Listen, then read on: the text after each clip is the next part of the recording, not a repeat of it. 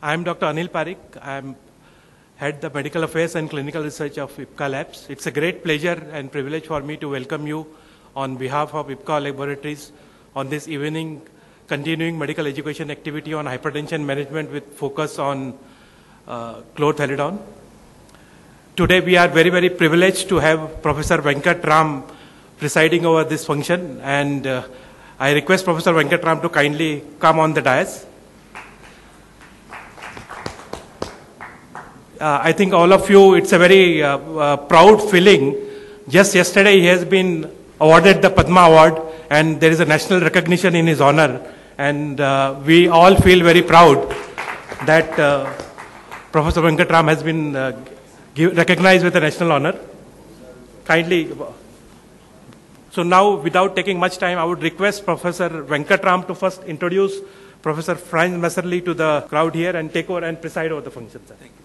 Thank you. Good evening, ladies and gentlemen. Greetings to all of you, not only on my behalf, but on behalf of Medicity Institute of Medical Sciences.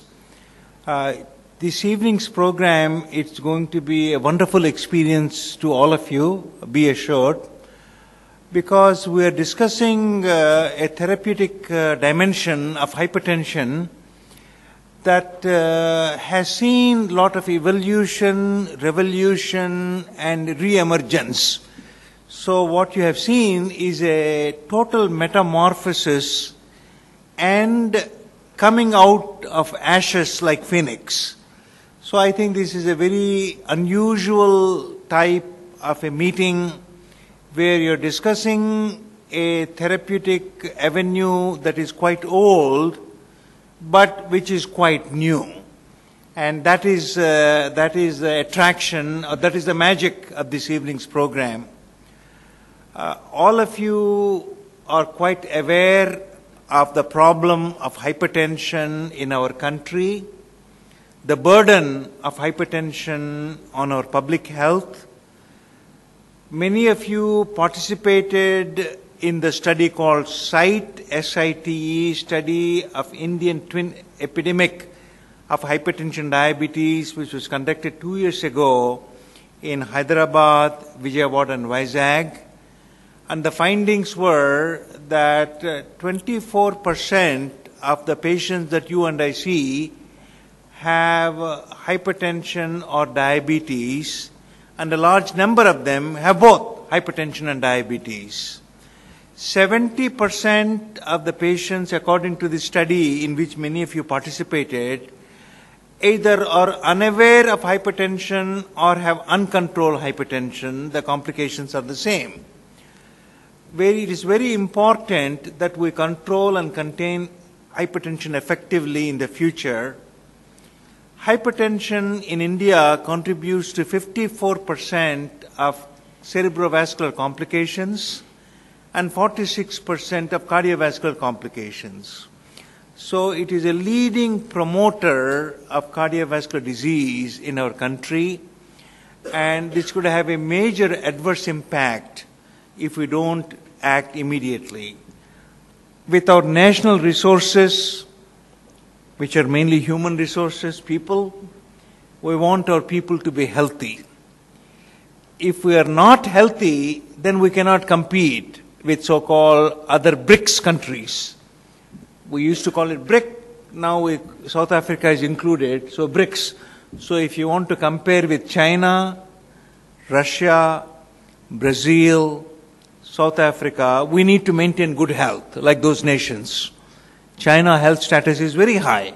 Unless we maintain good health, we cannot compete with them in technology or anything else. So, ladies and gentlemen, it is a clarion call that we treat hypertension effectively and in enduring fashion so that the next generation lives longer than us. If we don't do it, unfortunately, the next generation, the lifespan will be shorter than ours. And that is very, very dangerous. Very, very dangerous. Let me introduce Dr. Franz Messerli, who has been known to me for several decades. One of the world's premier clinical cardiologists with major interest in hypertension. pathophysiology, epidemiology, and therapeutic implications.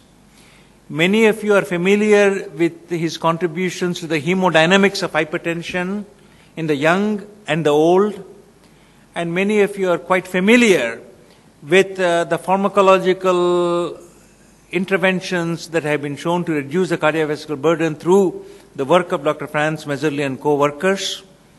And in the last 5 years, he has been looking at a broader aspects of implications of treatment, on looking at meta-analysis of angiotensin receptor blockers, meta-analysis of beta blockers, over and beyond treatment of hypertension, effects of these drugs on metabolic parameters, etc. So he has taken a more of a epidemiological and our pharmacoeconomic perspective in the last few years, while continuing to be maintaining the hypertension clinic.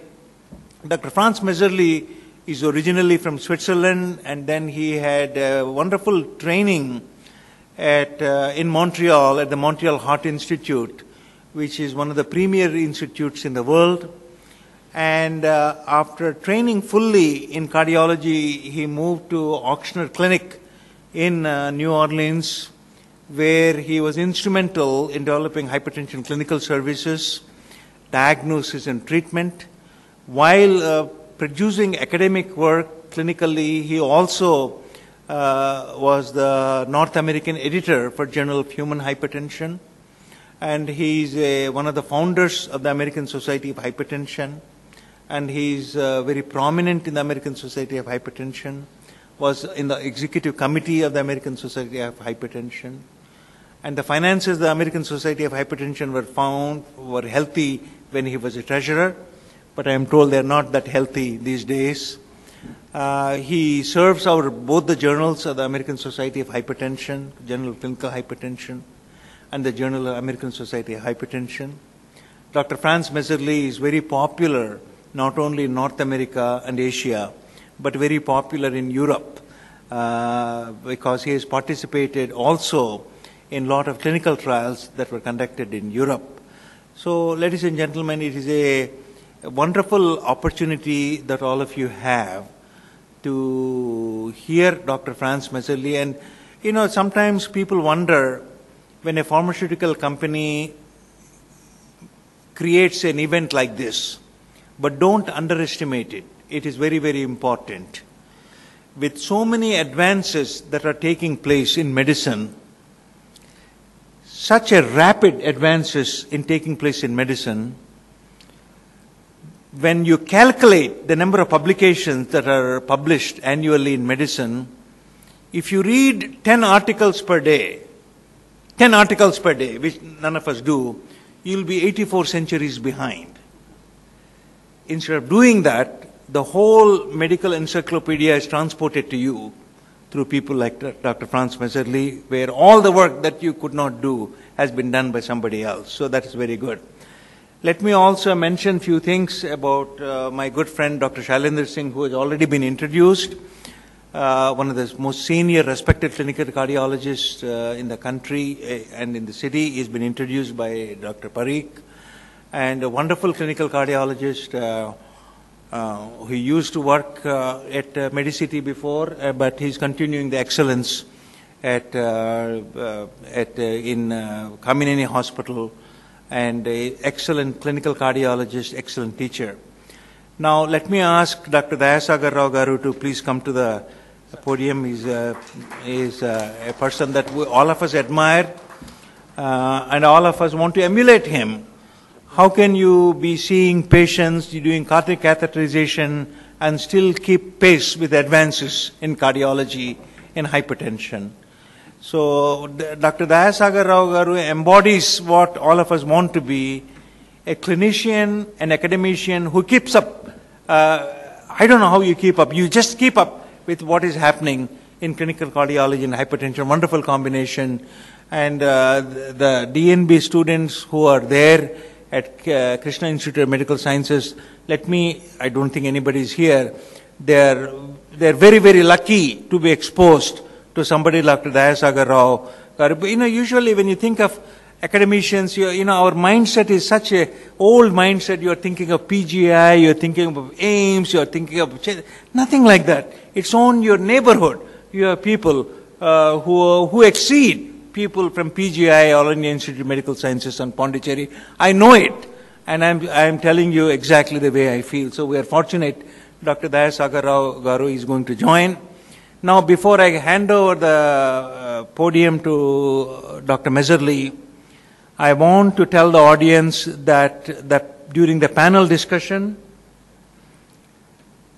ask anything about hypertension, everything about hypertension, any aspect of hypertension to Dr. Meserly and to the panel, so that you will have a fruitful and wholesome experience this evening. With those remarks, may I invite Dr. Franz Meserly to begin his remarks on the changes in the treatment of hypertension that you and I will experience. I'm delighted to be here.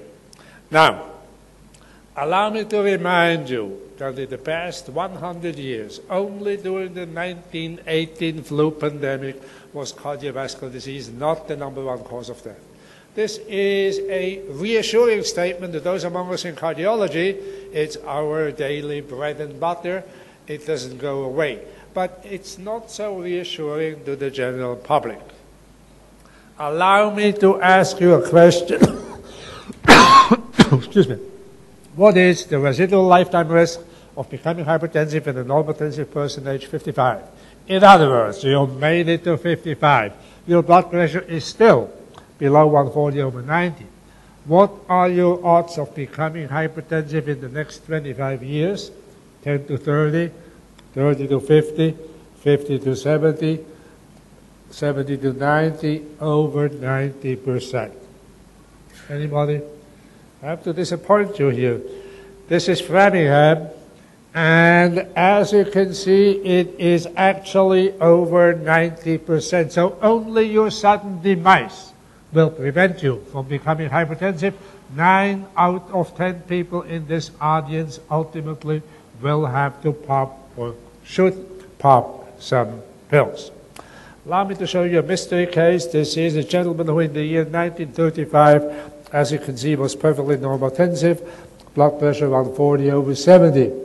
In the following years, mild hypertension, 1941, a blood pressure of 170/100 was measured. No blood pressure between 41 and 44, but 1944, quite severe hypertension, 240/140 in the fall. Finally, April 1945, a blood pressure of about 300 systolic, 190 diastolic was recorded. The patient we are discussing right here is Franklin D. Roosevelt, who you see sitting between Winston Churchill and Joseph Stalin. Now, as most of you recognize, of course, this is a historical photograph of the Yalta Conference. I'd like to remind you that right here at Yalta, shortly after the November elections, FDR's blood pressure was in that 240/140 range. Now, the rest is history, as they say. As you may remember, the President was returning to the States shortly thereafter, went for recovery from his trip to a little resort in Georgia called Warm Springs. And according to the New York Times, on April 12th, he was complaining about a terrific headache, lost consciousness shortly thereafter, and as I said, a blood pressure of above 300 systolic, 190 diastolic was recorded, and the President was pronounced dead a few hours later. Now, what is amazing, when you continue to read this story in the Times, is the statement of his personal physician, Admiral Ross McIntyre, who asserted it came out of the clear sky. No indication of imminent danger. Well, McIntyre was an ear, nose, and throat physician. This may explain some. But nevertheless, even the Speaker of the White House, whose name was Earl Lee, said just before the trip, the President was given a thorough examination by several H physicians, including some of the most eminent in the country, and pronounced organically sound in every way, which would mean that as late as 1945, hypertension was not recognized as a disease entity of any clinical consequences. Just to give you physicians' attitude at that time toward hypertension, another quote from an eminent physician, personal physician of several presidents, who stated here, treatment of the hypertension itself is a difficult, almost hopeless task in the present state of our knowledge. And in fact, for aught we know, the hypertension may be an important compensatory mechanism, which should not be tampered with, even though it's certain that we could control it. Paul White of Harvard, founder of the American Heart Association, in his first edition, Heart Disease, 1931. And this is, as Dr. Ram will tell you, where that term essential hypertension is coming from. Hypertension is essential. It's compensatory. It serves to force blood through sclerotic arteries to the target organs, therefore should not be tampered with, even though it's certain that we could do so. In the case of Roosevelt, not everything was caused by hypertension. As you can see, he still was smoking with a blood pressure of 240/140, and you don't need to be a doctor in order to diagnose that he was not in good shape. Cheeks are fallen in, bags under his eyes.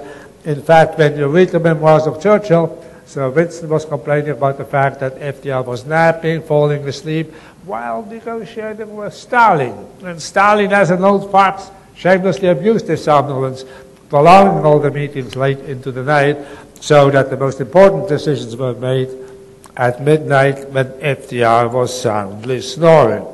Political consequences of this cat and mouse game, very eloquently analyzed here by Professor Hart, speaking about the deadly hiatus in the American leadership, leading to Yalta, Potsdam, betrayal of the Poles, imposition of the communist governments in Eastern Europe, Czechoslovakia, and on the other side of the world, the loss of China, the invasion of South Korea.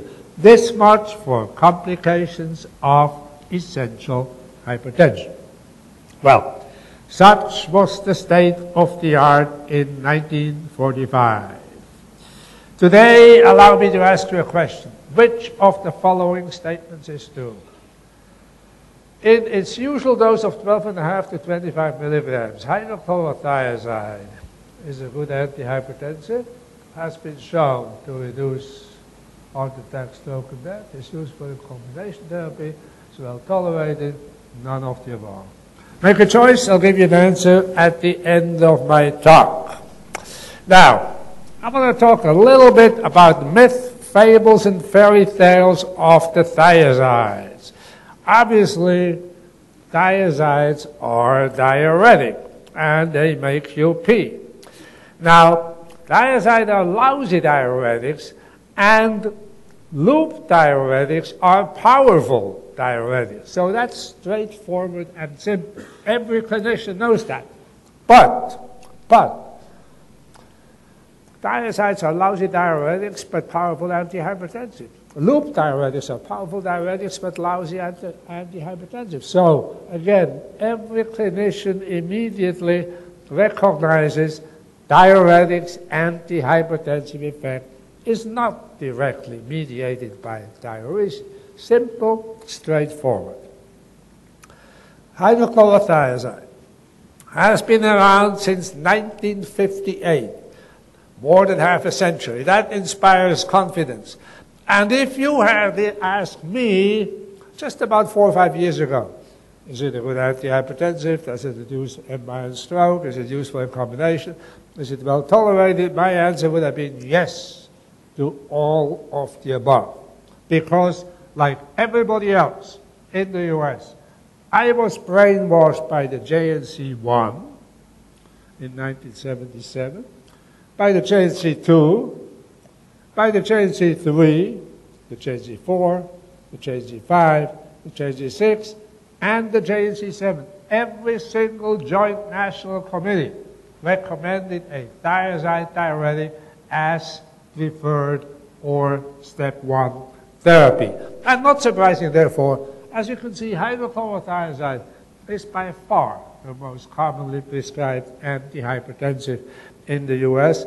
This is New York Times, 2006. The most commonly prescribed drugs in the US. Fast forward to 2008. Hydrochlorothiazide plain 47 million. In combination, 87 million, total 135 million. And of these, you can see here a full 97% is 12.5 to 25 milligrams.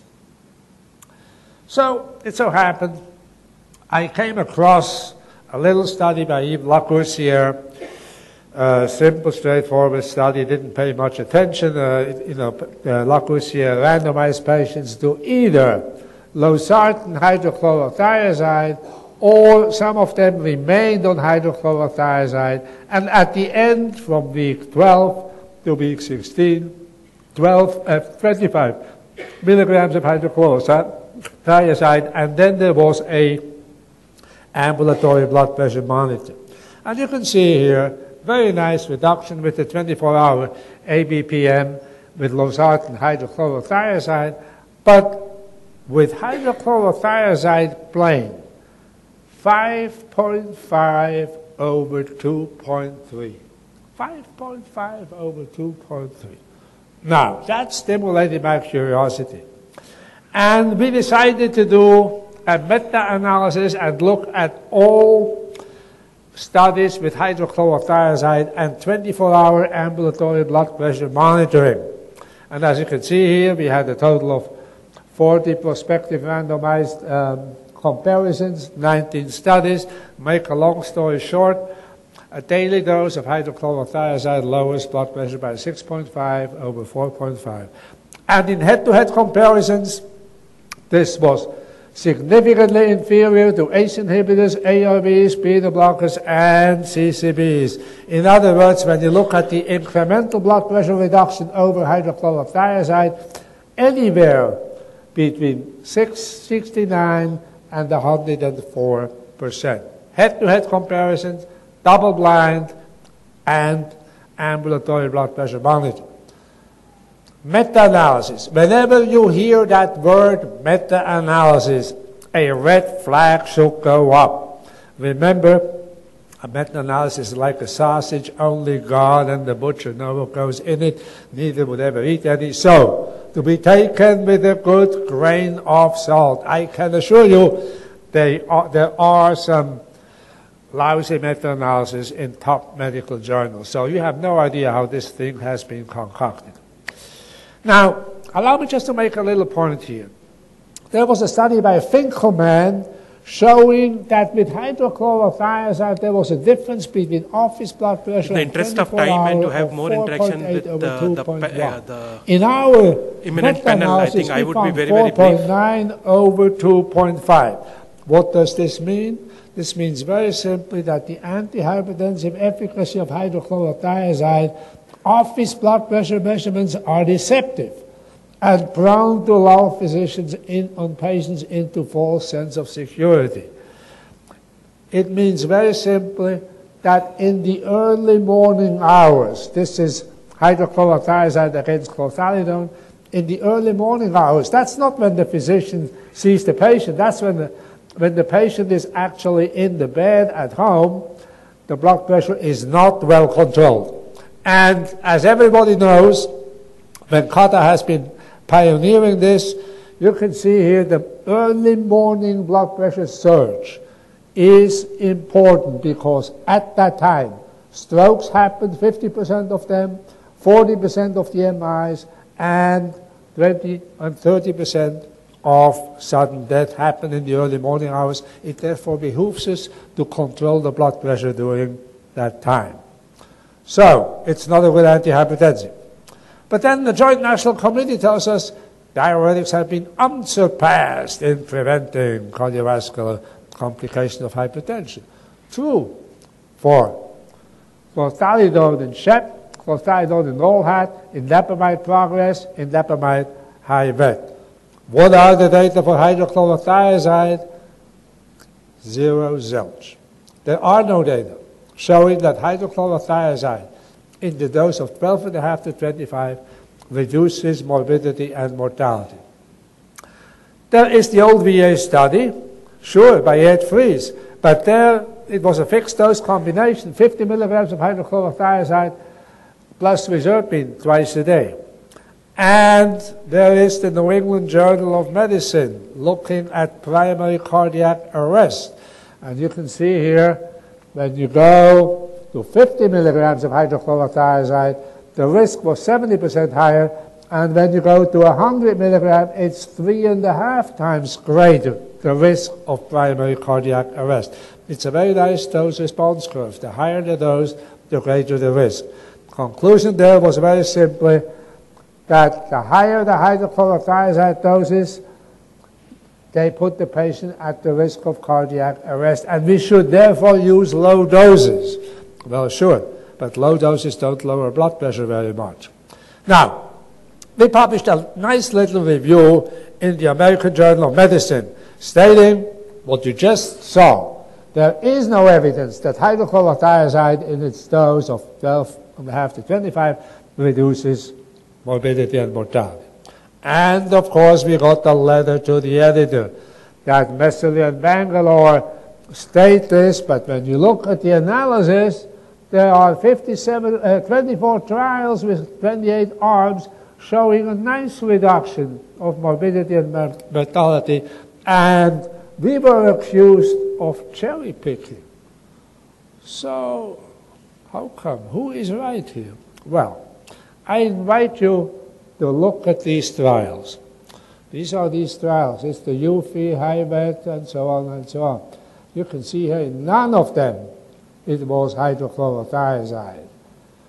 So clearly we stand by our statement. There is no evidence that hydrochlorothiazide in its usual dose reduces morbidity and mortality. So has never shown to reduce MI and stroke. Is it useful in combination? Well, let me just, before we go there, make the point about the Mr. Fit study. Mr. Fit, study sponsored by the National Blood, Lung and Heart Institute. In the 9 clinics whose staff prescribed hydrochlorothiazide, the trend of mortality was favorable, whereas it was favorable in the 6 clinics whose staff primarily used chlorthalidone. Actually, patients receiving hydrochlorothiazide had a 46% increase in mortality, whereas those receiving chlorthalidone had a 58% decrease, and when they were switched from hydrochlorothiazide to chlorthalidone, there was a 28% decrease in cardiovascular mortality. Now, obviously, not a head-to-head comparison, an indirect comparison. But when you look, and this was recently done here in this paper by the group in Michigan, they reanalyzed the Mr. Fit study, and they look at the endpoints. And as you can see here, a total of 9 endpoints comparing chlorthalidone and hydrochlorothiazide. Of the 9, a total of 5 of them highly statistically significant for chlorthalidone in reducing events compared to hydrochlorothiazide. Let me skip this. So there are better outcome data with chlorthalidone and indapamide, and hydrochlorothiazide is exceedingly useful for combination therapy. Is it? Remember, accomplish. Nice study done by Ken Jameson, published in the New England Journal of Medicine. Nice blood pressure reduction with benazepril hydrochlorothiazide and benazepril amlodipine, fixed combination. Very nice blood pressure reduction, exactly to the same amount. Yet, the study had to be stopped prematurely because there was a morbidity and mortality reduction in the amlodipine arm, which was 20% better than in the hydrochlorothiazide arm. I was privileged to write an editorial there. Blood pressure was lowered to the same extent as we just have seen. This would indicate that over and above blood pressure reduction, either amlodipine is beneficial or hydrochlorothiazide is actually detrimental. So it's not even that good in combination. Is it well tolerated? Well, let me skip this. Is it well tolerated? Look at this. This is hydrochlorothiazide after 12 months. Adherence, just 21%. And when you go out to 48 months, it's 16% staying on hydrochlorothiazide. Now, obviously, it's important. This is not chlorthalidone. This is hydrochlorothiazide, and I'll come back to that. In a paper in Circulation 2 years ago, they compared adherence of antihypertensive drugs. Now, not surprisingly, we know that ARBs are well tolerated, and there's unbridled enthusiasm. Everybody likes ARBs. They are good drugs. They are relatively free of side effects, and they're still on patent. They are promoted by the pharmaceutical industry, so unbridled enthusiasm. And not surprisingly, when you look at thiazides or hydrochlorothiazide against ARBs, there is distinctly better adherence with ARBs. ACE inhibitors. What's the most common side effect of ACE inhibitors? Anybody? Absolutely. Cough is the most common side effect that we have with ACE inhibitors. Now, I'm not saying President Obama is on an ACE inhibitor. He actually has another problem. That may be the reason. I don't know whether he still smokes, but he did smoke. May not do it anymore. And this is the other issue that we see with ACE inhibitor, angioedema. New England Journal of Medicine, I'd like to remind you, this patient was treated with captopril for more than 3 years. It doesn't happen the first day, the first week, the first month. It happens after months and years of antihypertensive therapy. Initially described by Sir William Marsden in 1888, a spontaneous form, of course. We tried to estimate the incidence. It's rare. No question it is rare. It's initially 0.2%.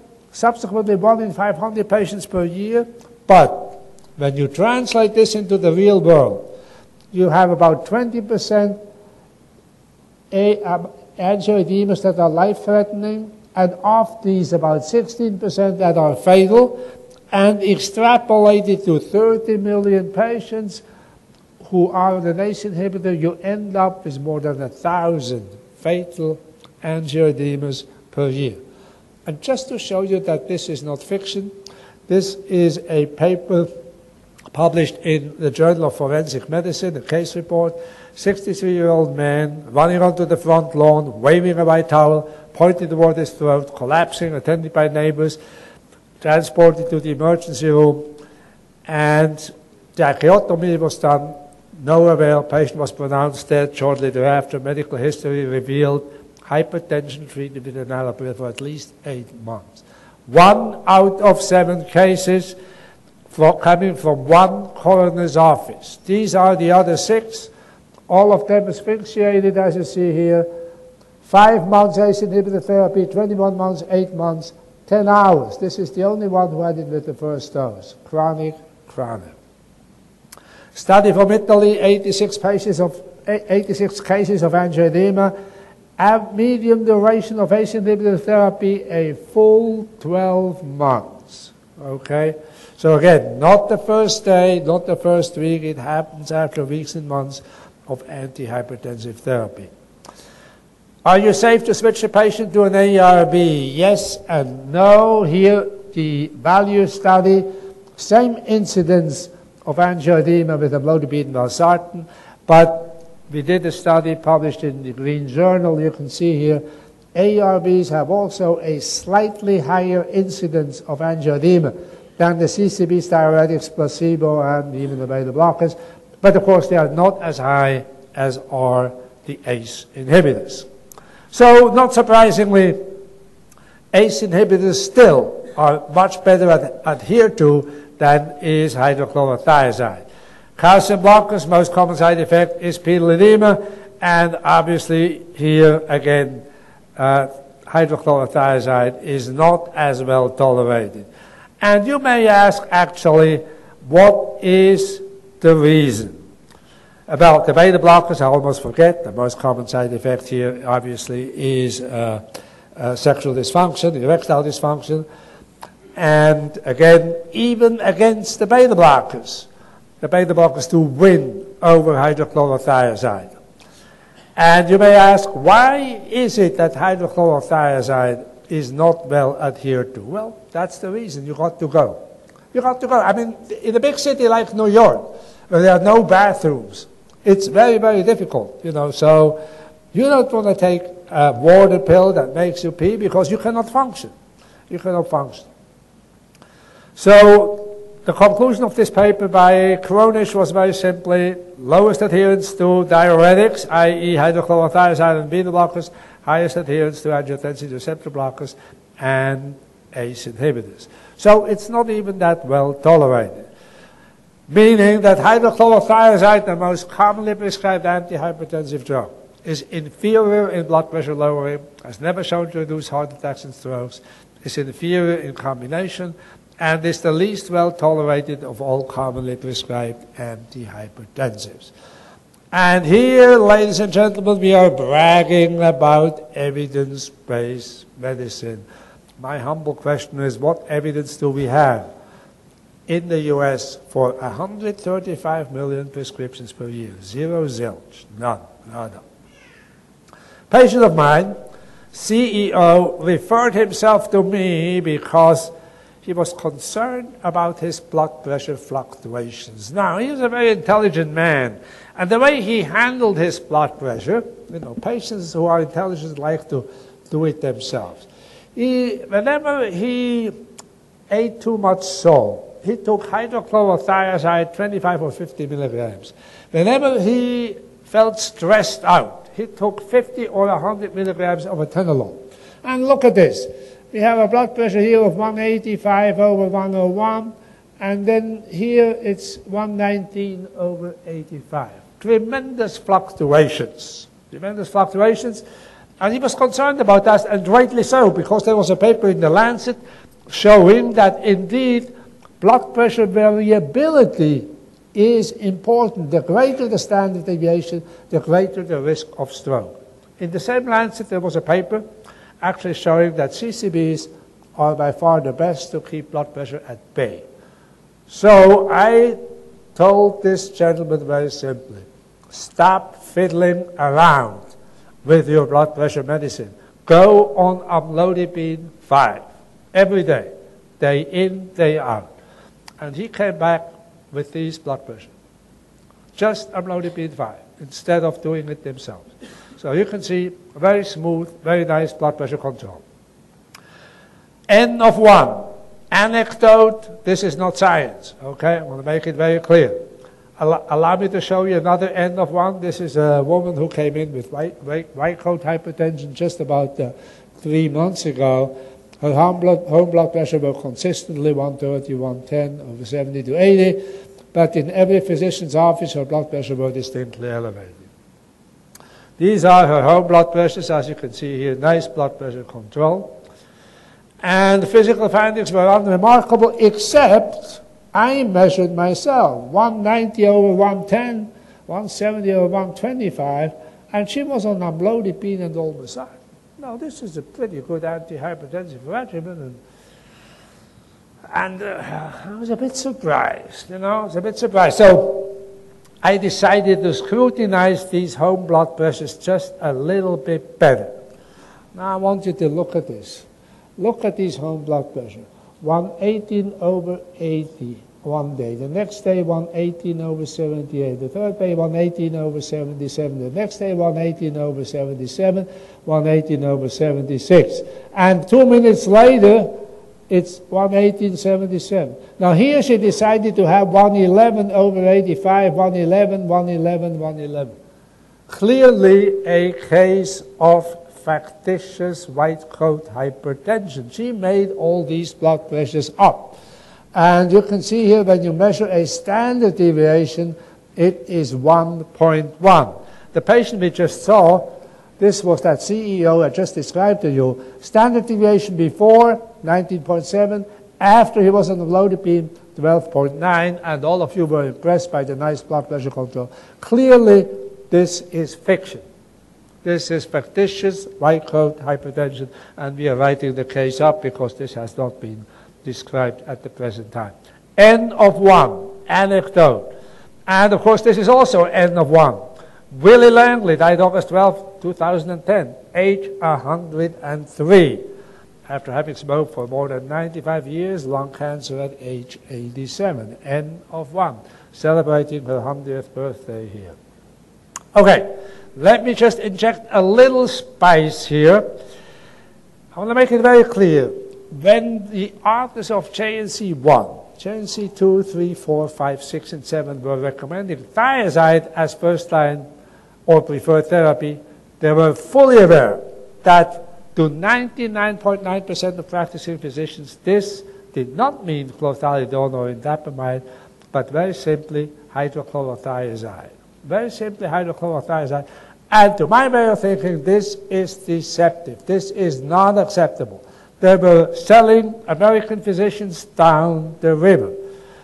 So, as Ted Kurtz says here, the JNC7 tacitly encouraged the belief that chlorthalidone and hydrochlorothiazide are equivalent with respect to their therapeutic effects, and they are not. Okay, and then of course the NHLBI was promoting the thiazide, sending speakers out.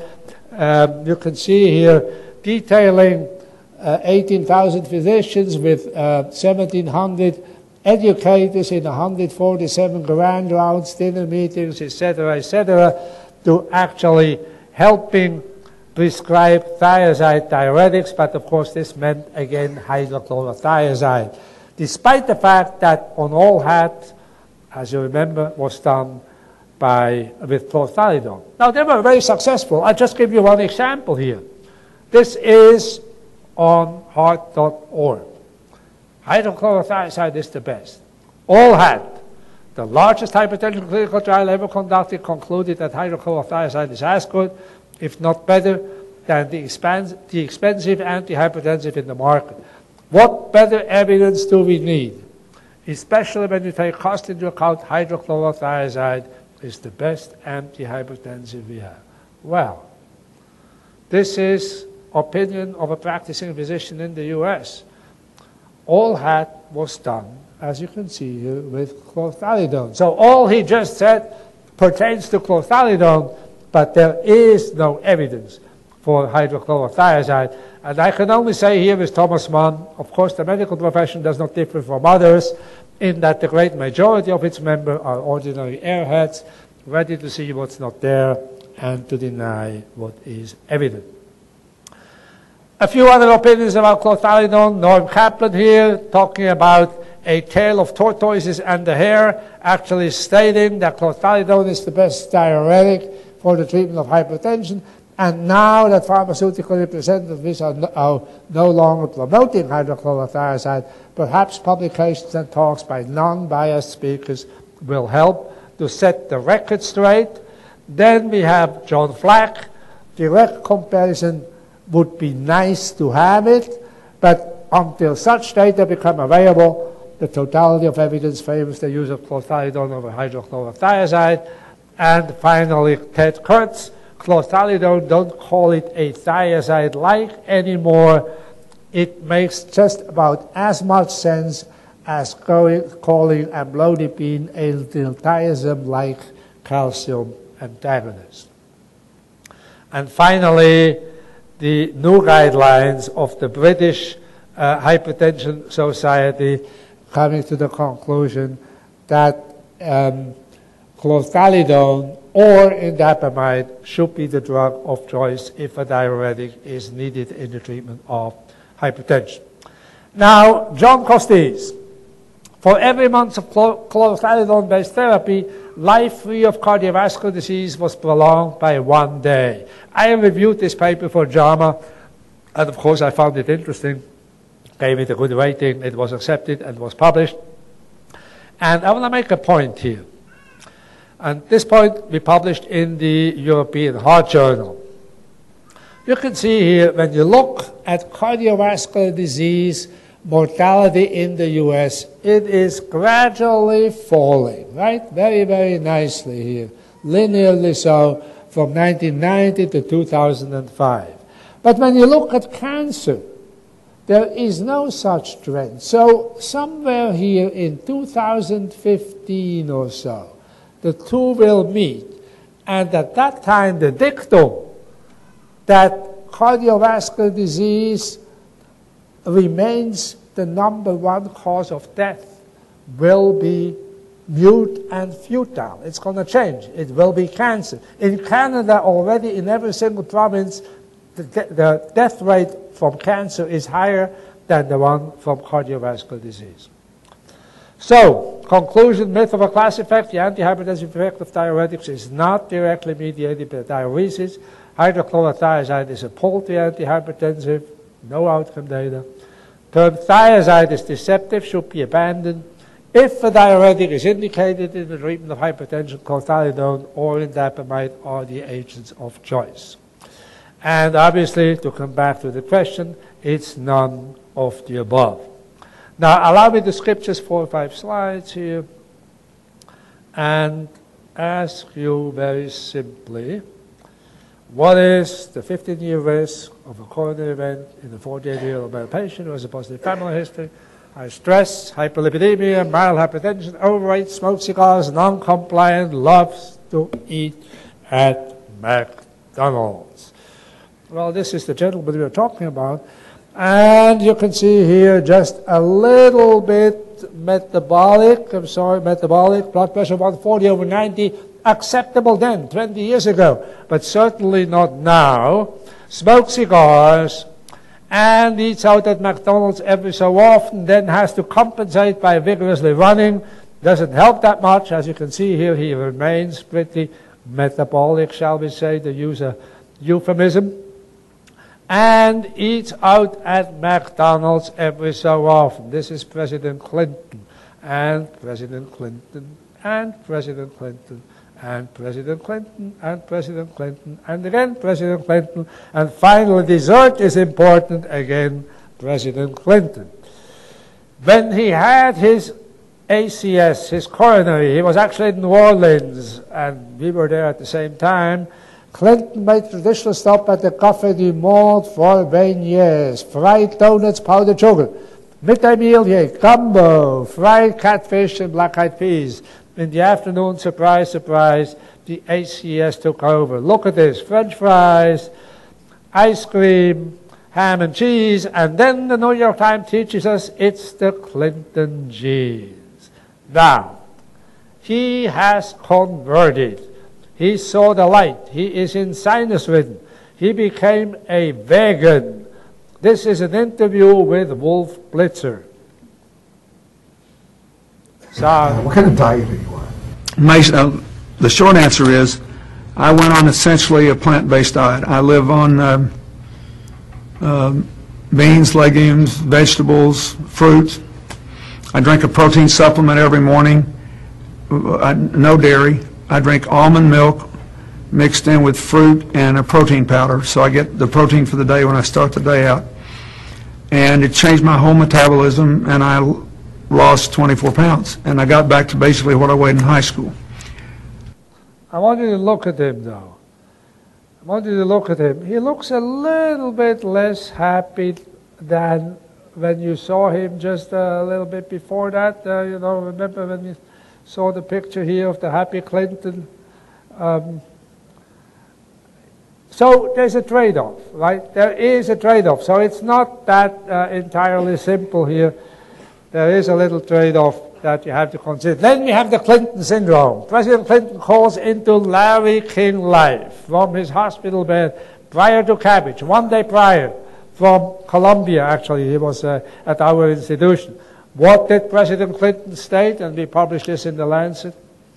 I've also been treating the high cholesterol, that I stopped taking that medicine because I got my cholesterol down low. And I had a little blood pressure problem in the past, which I've been treated and got it down. And stopped the medication. Ladies and gentlemen, this is a Yale-educated man, Rhodes Scholar. Insight, compliance, zero zilch. So, don't blame the little old lady who doesn't quite understand what it's all about. Hypertension compliance is not easy to achieve. Allow me to conclude with a painting by Juan Miró on the heart, a Rolex Oyster Perpetual, and Ernest Hemingway. What do they have in common? They have in common the statement that Hemingway made about the heart. He said it's just a muscle, only it's the main muscle. It works as perfectly as a Rolex Oyster Perpetual.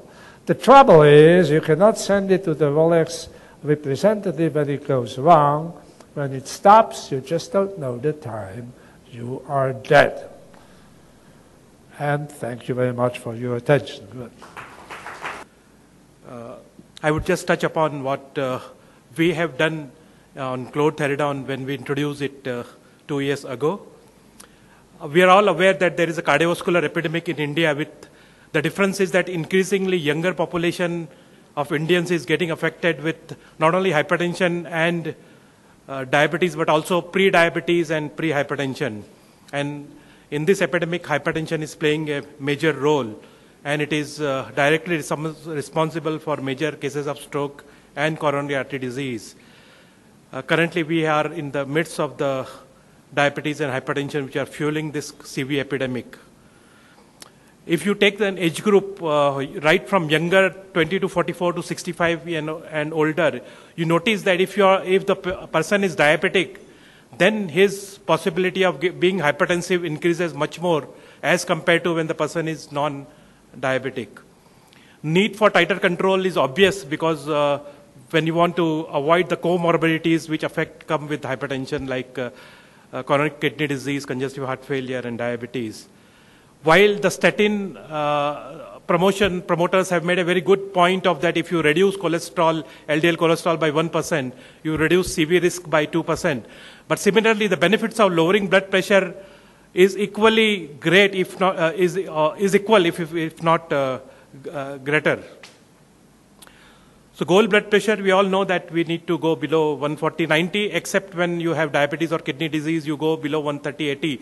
Although the risk of CV disease starts right in the pre-hypertension, right from 115 to 75 diastolic, but there is no consensus on lowering below 130/80, particularly patients who are having coronary artery disease because of the J-shaped curve. Which class of drug? I think majority will require combination therapy. So that's a conclusion.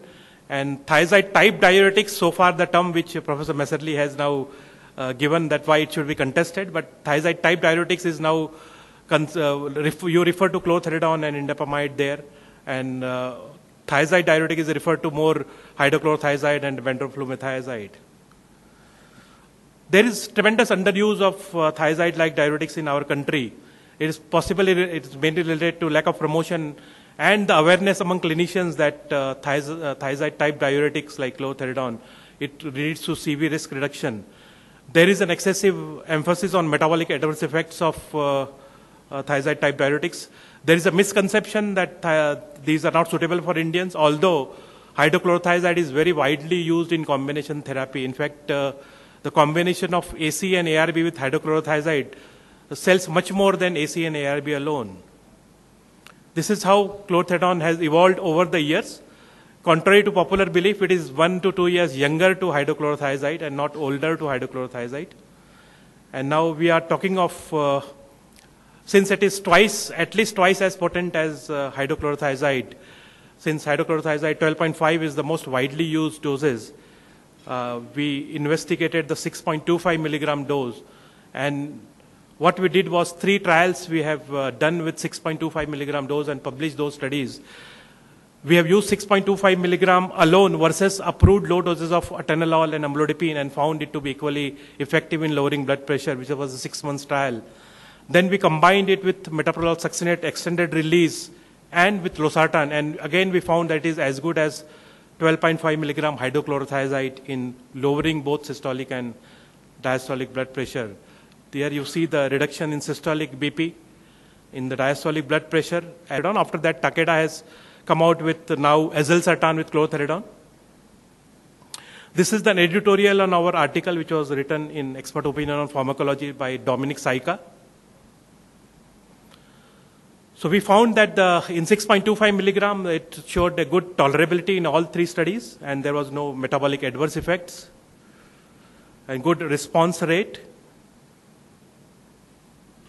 I would just touch on one slide of all-head study, where you know that for combined cardiovascular disease in all age groups, although the primary endpoint was similar of a fatal MI or a non-fatal MI, but when you see the combined cardiovascular disease, you find that whether you are elderly, more than 65 or under 65, or male or female or diabetic or non-diabetic, it is favoring chlorthalidone over both amlodipine and lisinopril.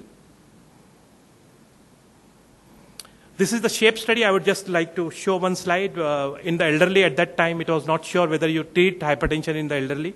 But this clearly showed that there is a benefit of treating elderly hypertensives, and you get very good reduction in both stroke, coronary heart disease, congestive heart failure, cardiovascular disease, and mortality reduction.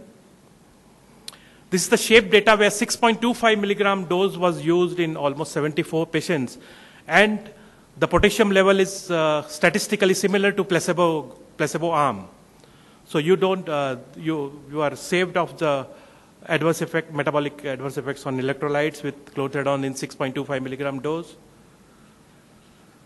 This is the 22 years survival data of SHAPE study, where the patients remained free of additional 516 days survival free of cardiovascular disease. Then all-cause mortality, additional 205 days survival in the SHAPE study on chlorthalidone arm. The SHAPE extended year follow-up with Professor Messerly just referred to. If you treat with chlorthalidone for 1 month, you get 1 day extra free of cardiovascular death. Then another study which is not often referred to is the treatment of mild hypertension study, which is again not a pharma company sponsored study. It's an NIH sponsored study where chlorthalidone has been compared with beta blocker, with calcium channel blocker, amlodipine, with alpha blocker, with AC inhibitor, and the patients were followed up for 4.4 years. And what you noticed was there was equivalent reduction in both systolic and diastolic blood pressure with all the active therapies. But what was noticed was that LV mass reduction, the LVH hypertrophy was reduced better with chlorthalidone than even amlodipine or the AC inhibitor. So that was the conclusion of the TOM-HS study. That the largest LV mass decrease was seen with chlorthalidone. Surprisingly, not with the AC inhibitor. I think this is already spoken to. In terms of blood pressure lowering, with half the dose of chlorthalidone, you get more reduction in both 24-hour and the nighttime blood pressure. Then I would just like to refer to the landmark MR-FIT study, which Professor Messerly mentioned. Often people don't recognize that the age group which was studied in MR-FIT was 35 to 57 years. So it's a younger population. Normally you say that thiazide diuretics are not suitable for elderly. There are no outcomes data. But on the other hand, the AC inhibitor and ARBs, I could not find any outcome data in patients below 55 to the best of my knowledge. And the same question I had asked to Brian Williams, who was a NICE chairman, that you say below 55 prefer AC and ARB. Where is the outcome data with that? But at least with chlorthalidone, I know there is a outcome data with the MR-FIT study. This is already mentioned. So there are, why does chlorthalidone favor better? One is the pharmacokinetic reason, obviously with better 24 hours and ambulatory and nighttime DP control. Other people are going the hypothesis that it inhibits platelet aggregation because of its carbonic anhydrase inhibition, and it promotes angiogenesis and reduces vascular permeability, and that is why it is beneficial in heart failure. So this is the expert opinion. One expert we have already heard. Earlier I used to use his slide, but now since we have already heard him, I am using the other experts who have given the opinion on chlorthalidone. Now in the 2013 textbooks of cardiovascular therapeutic and hypertension, now chlorthalidone is being mentioned, and the dose range is being mentioned as 6.25 to 25 milligrams. So that's again a good thing. So I would now suggest that with the availability of 6.25 as well as 12.5, the present pattern of underuse of thiazide type diuretic like chlorthalidone would change for the better. And thank you very much for your patient hearing. Ladies and gentlemen, as many of you know, this is the best part of any program. That's I always like is interaction, dialogue, comments, agreements, disagreements, all of them which are ultimately beneficial to the patient. I always say the evening programs of this nature are very good, but what matters is what we do during daytime tomorrow when you go back to the clinics, to the hospitals. That is the most important thing of any evening program. So we will have an interactive session which will be driven by all of you. Either you can raise the hand and microphone might be transported to you, or you can write a question or a comment on the card that is in front of you, and the card will be transported to me, and then I will read out the question. Then I will ask the panel to respond either based upon the question or based upon their background, and often it is a combination. So we will start the program, and what we will do is, if there are people from the floor, I will alternate between the floor and the question. How do you prove that angioedema was due to ACE inhibition after using it for a long period? During chronic use, one can get angioedema during chronic use, not with acute administration. And what would be the reason for it during chronic use? It is not Yes. I don't think we know exactly what triggers the angioedema. Because I can just tell you from my personal experience, I had a patient myself who was on lisinopril for 10 years. And he told me on his way out of the office, Doc, every so often my lips swell, my tongue swells. Do I have to worry? He never even connected the fact that he was on an ACE inhibitor with his angioedema. But again, it happened every 3 months, every 6 months or so. So we don't really know what triggers this entity, and very often neither the patient nor the physician in the emergency room connects the ACE inhibitor to the angioedema. Since I have had this experience, I ask every single patient who is referred to me who is on an ACE inhibitor, do you ever have any swelling of lip or tongue or so? I can't tell you how many cases of angioedema actually I found with patients who have been on ACE inhibitors for years. Okay, so basically this is very important question, because when you don't have angioedema during few weeks or months, we take it for granted, but it is a idiosyncratic reaction. That means the body reacts it as if it is a first dose. And that's what in pharmacology we call it idiosyncratic, unexpected.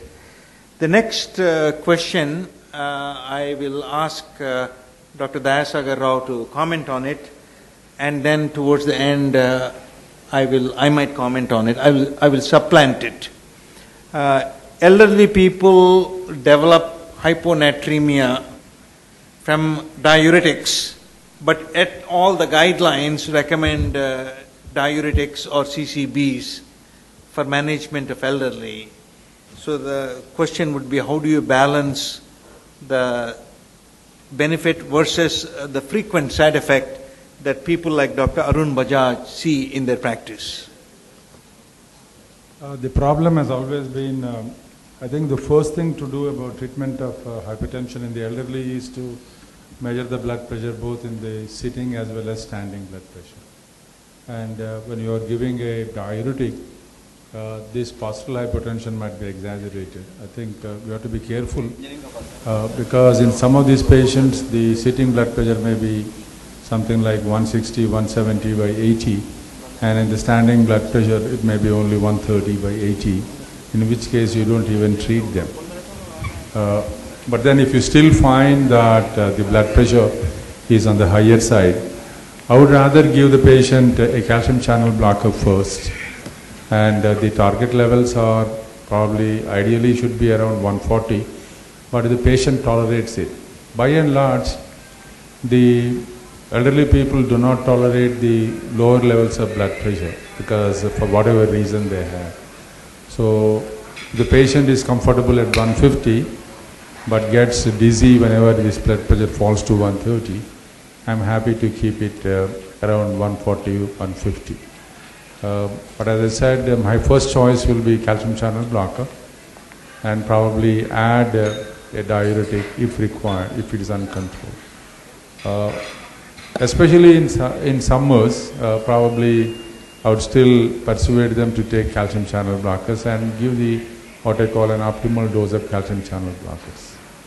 I think it's a very good question, and it is true, I think. It is true that elderly patients do develop more hyponatremia per given dose than other age groups.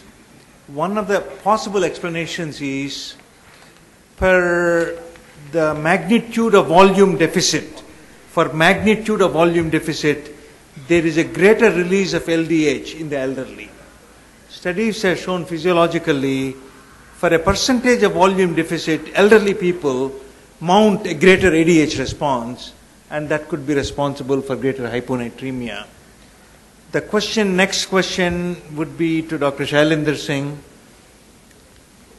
Tomorrow you see a patient with 140 or 100, no doubt about hypertension. Let's not worry about white coat, let's not worry about ABP, forget about it.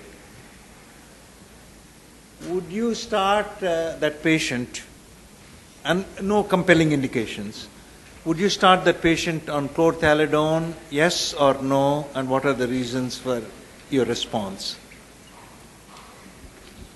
Response. What would be the patient's age? No age given. Let us say, 45, let us say, okay. See, the recent trials, what they have shown is chlorthalidone is the diuretic of choice. The diuretic of choice. And the large data on hypertension has shown that if you give patients chlorthalidone, then especially Bishop's 22-year data has come, shown that there is decrease in the mortality. But that doesn't mean other antihypertensives are not effective. So if the patient is young, certainly I would like to treat with an ARB.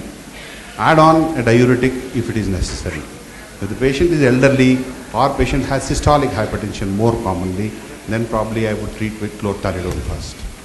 Dr. Dayasagar want to comment, and Franz, you might also comment after that. I think before we make a decision about to treat a hypertension or not, especially around the level of 140 by 100, we would like to know whether he has any target organ damage.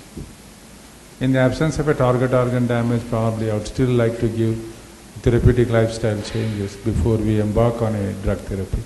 Because once we start on drug therapy, it is expensive, undesirable side effects, and all the cost that goes with it.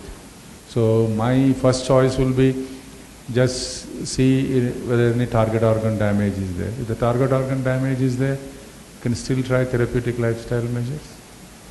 Okay. Would you agree on that, or would you? Great. No, I think so. That's fine. I think Dr. Dayasagar is correct. Franz, uncomplicated hypertension, if there is such an entity, I'm not sure. Having said that, no compelling indications, 45-year-old gentleman, 150 or 100, trial of non-pharmacological treatment, the usual thing is over. Drug, would you start the patient on chlorthalidone, yes or no? To my way of thinking, you can probably use here whatever you see fit. You can use a CCB, you can use an ACE inhibitor, you can use an ARB, and you can use chlorthalidone. All of them are a perfectly acceptable choice. Now, depending on the situation, if this is a patient who is at a high risk of stroke, chlorthalidone certainly is a good choice. If this is a woman, 45, obese, and has varicose veins, I don't think I want to give her CCB because she's going to swell with amlodipine for sure, and so on. So you make the decision, the clinical decision looking at the patient, examining at the patient in front of you. I think that's the way I would handle that. And as I said, all of these drugs I just mentioned are probably similarly efficacious and reduce morbidity and mortality to the same extent. You have follow-up comment, Dr. Dasagara? I just want to ask Dr. Franz, suppose the patient has had a history of TIA in such a patient, what is the antihypertensive drug of your choice? I mean, diuretics have been shown actually to be preferred for cerebrovascular disease, similar to the CCBs. They are about on an equal level, whereas ACE inhibitors are not as good. ARBs are kind of in between. So my choice would be either, in this case, chlorthalidone or amlodipine, either one of the two, depending again on the situation. Because there was a time when it was felt that ARBs have got some neuroprotective effect. So I thought whether probably you will prefer a ARB rather than a diet. I used to say that the best triple combination would be chlorthalidone, amlodipine plus an ARB for cerebrovascular disease. Yeah. And the best triple combination for heart disease would be chlorthalidone, amlodipine plus an ACE inhibitor, because the ACE inhibitors are a little bit better in preventing coronary disease, and the ARB is better in preventing stroke. Yeah. Next is a very, very intriguing question, and I was thinking what one might respond to. Diuretics, the role of diuretics in normotensive individuals. Usually people ask about the role of RAS inhibitors in normotensive individuals. But this is a question that I have not seen in a long time.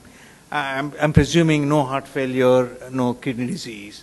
The only thing where diuretics are used in people who don't have heart failure, hypertension, or CKD, I would think would be Meniere's disease. That will be carbonic anhydrase inhibitors, acetazolamide, to prevent high altitude pulmonary edema as a prophylactic. And to people who have calcium stones, you use diuretics. And maybe there is some marginal evidence that diuretics might prevent traumatic fractures in the elderly. But I don't think there are no guidelines which will use prophylactic diuretics. And Dr. Dasagara will comment further on the role of diuretics in normotensive individuals. I just want to put a question to you. Me? Yeah. Okay. Would you like to use it for pre-hypertensive patients? For pre-hypertension?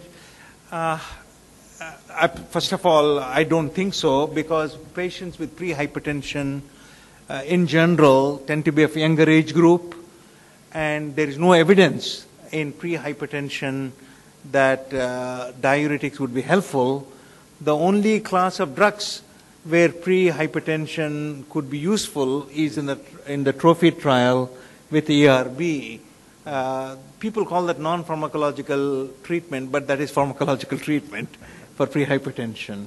So I would not use a diuretic in pre-hypertension, although there are data from India suggesting increasing incidence of pre-hypertension in the younger people.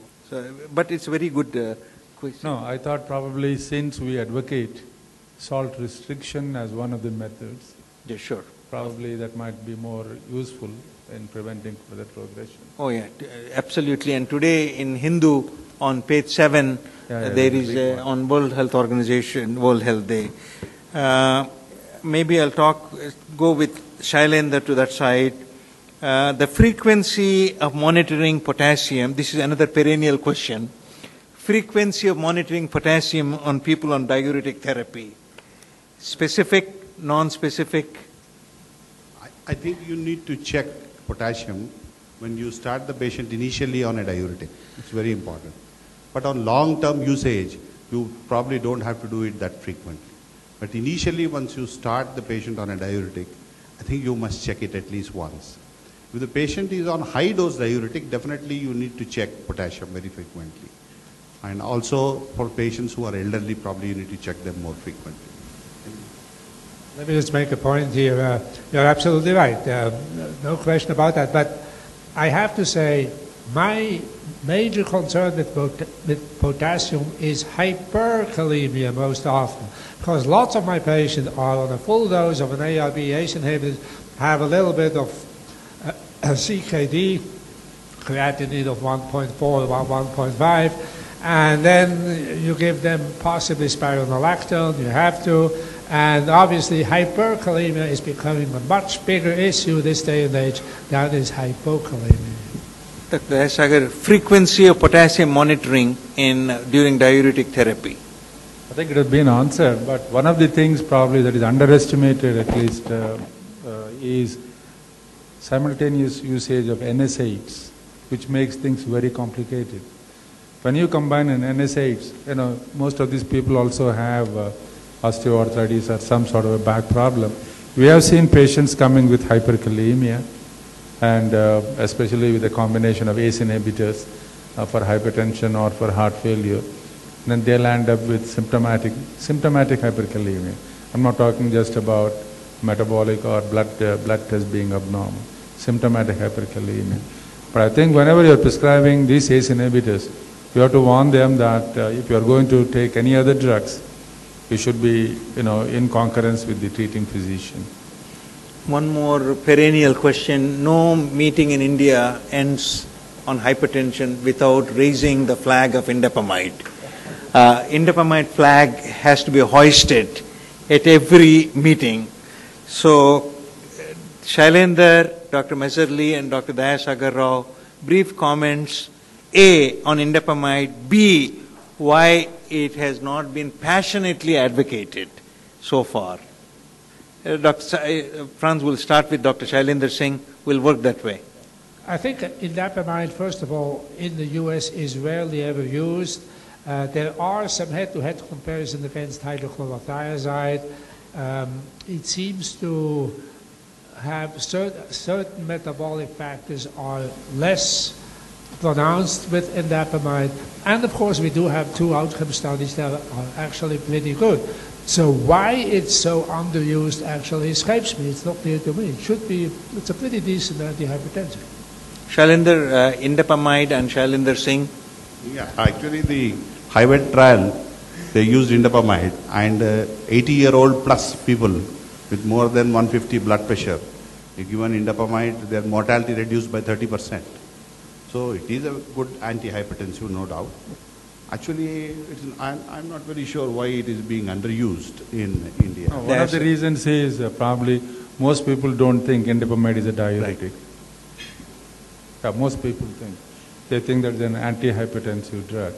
And of course, the same reason why chlorthalidone is not used is also because it's not very well publicized.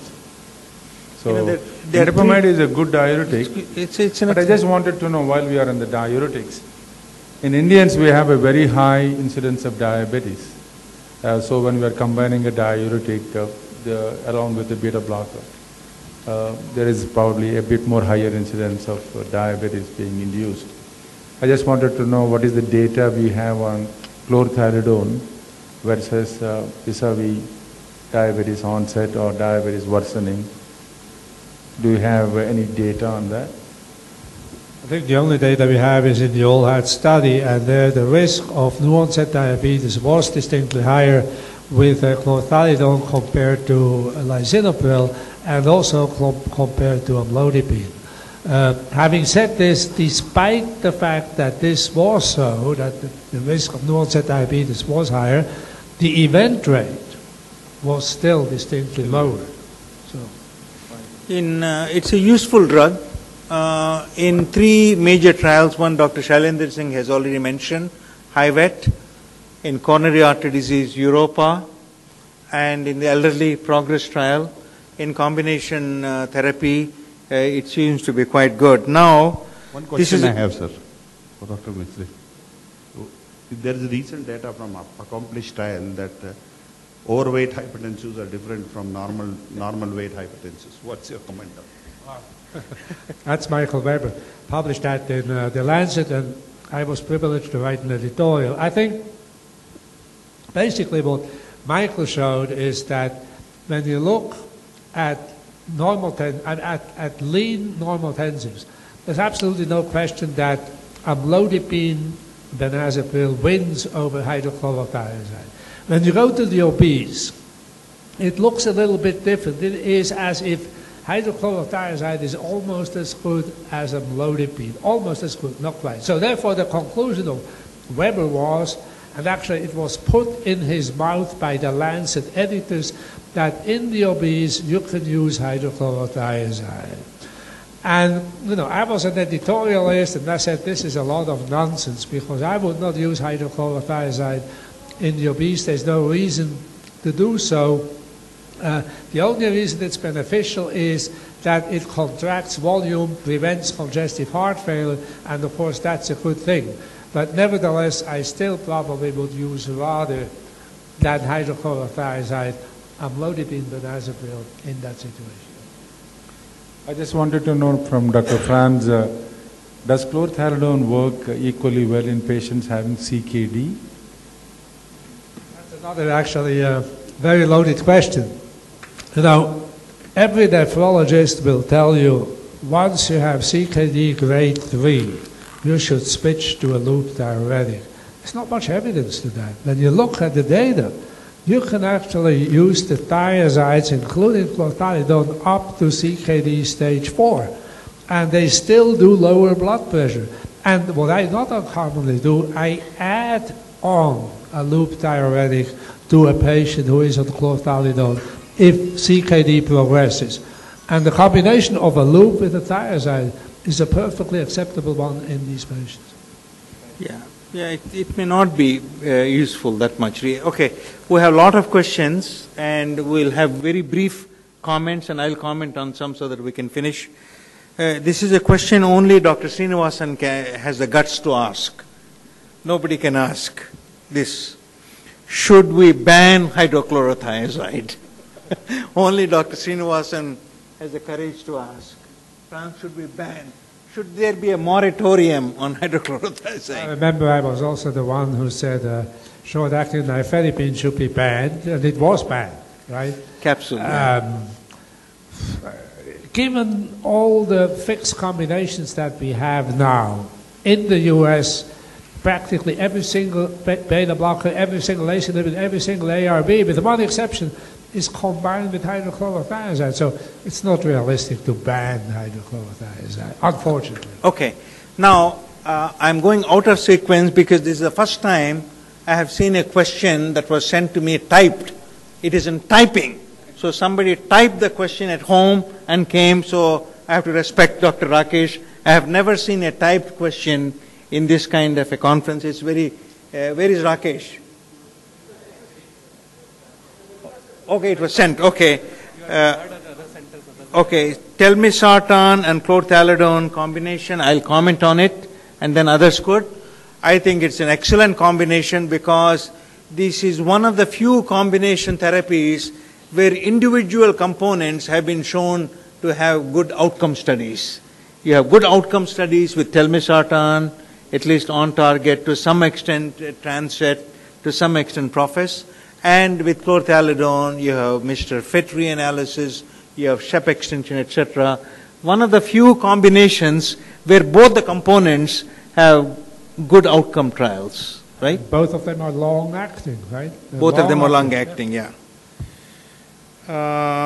Now, Dr. Upadhyaya, on the safety of polypill in general population because of the possibility of angioedema from one of the components.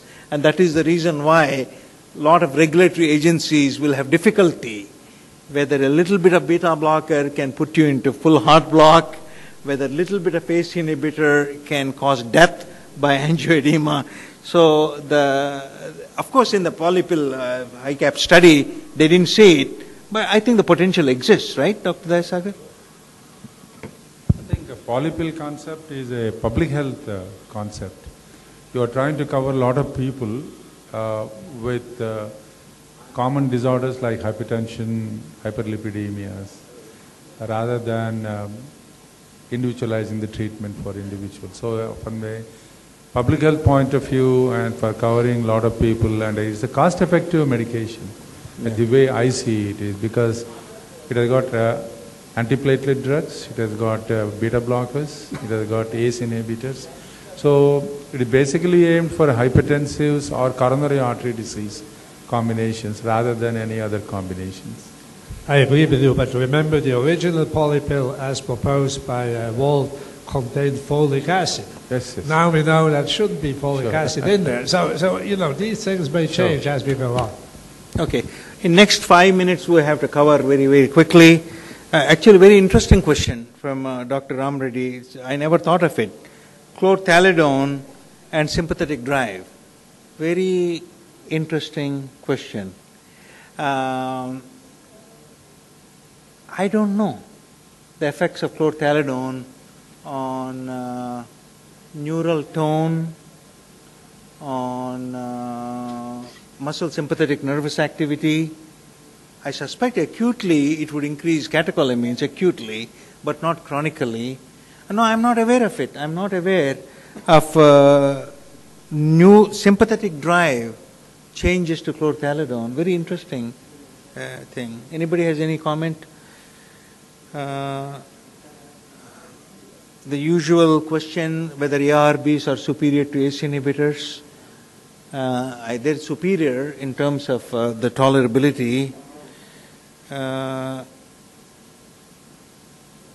Dr. Nageshwar Rao, elderly hypertension with hemiparesis, let us call it acute stroke. Profound, how to reduce the blood pressure very quickly. I think if it is acute, completed stroke, the wisdom would be generally not to do anything for 4 to 6 hours, because the initial rise in blood pressure should be due to so-called Cushing's reflex, ischemia. But if there is progression of the neurological deficit with persistent hypertension, then it should be treated. And if the CT or MRI shows a hematoma, then based upon the location, it should be evacuated. Diuretics and LVH, I think somebody commented, right? Commented. They do. I know we never think of LVH being responsive to diuretics, but I think now with chlorthalidone and even with endopamide there is. Acute early post-operative hypertension. The post-operative hypertension generally is due to the following reasons. Number one, the patient with hypertension taking antihypertensive drugs, you put the patient nothing by mouth. So before the operation, the patient is not taking anything. Number two, our friends in the operating theater, our good friends in anesthesiology, they give a lot of fluids. Number three, post-operative pain. All these are responsible for post-operative hypertension. There's nothing magical about it. When the patient is able to take, you put the patient back. A patient is fluid overloaded, which is the usual reason. You have to correct it and treat the pain. Whoever is saying this is very good. That no doctor, the combination of RAS blocker and CCB and diuretic, that is a good combination, and I think that's what most people require. This is what I expected the question to be. A non-hypertensive, should he be given a RAS blocker? I guess in the presence of proteinuria, despite the absence of uniformity, one would give it, I would think. Is angioedema reversible? First of all, as long as the patient is seen and has proper airway, that is good enough, and it does go down. But the question is usually within first to 3 or 4 to 4 hours, where if there is no airway, the patients die. But it's quite rare. But remember, there is a Catiban, a bradykinin antagonist that's available in Europe. And that actually, it's not available in the US and probably not available here either. But this does reverse angioedema. Dr. Shyam Prasad, please clarify for me the combination of ARBs plus chlorthalidone in patients with mixed edema. Am I right? Did I read it right? Please, can you clarify? Yes, sir. Pardon me, sir? So the treatment of hypertension in hypothyroidism. Yeah. Okay. That in hypothyroidism, what happens is the systemic vascular resistance goes up due to myxomatous infiltration of the blood vessels. It has been known that the longer you have hypothyroidism, greater is the systemic vascular resistance. On top of it, if somebody develops hypertension, there is exaggeration of hypertension. So the treatment of hypertension in hypothyroidism is thyroid replacement. Actually, there are wonderful studies comparing thyroid replacement and antihypertensive drugs. The effects are the same. So if somebody has hypothyroidism and hypertension, one must treat hypothyroidism because of high systemic vascular resistance. I don't know how long you should treat, but after a sufficient period, if the blood pressure is still high, you have to give them antihypertensive drugs. But there are studies showing that thyroid replacement reduces the blood pressure in patients with chronic hypothyroidism. Okay, ladies and gentlemen, on behalf of the organizers, let me thank all of you for your participation in this evening's discussion. I thank the speakers for giving their time on a Sunday evening, and all of you also. Only one evening that many of us have is with the families, and to sacrifice it only suggests that how important you feel that hypertension is in your own profession. I want to thank IPCA for coinciding this session with the World Health Day, and for all the wonderful arrangements that we have had.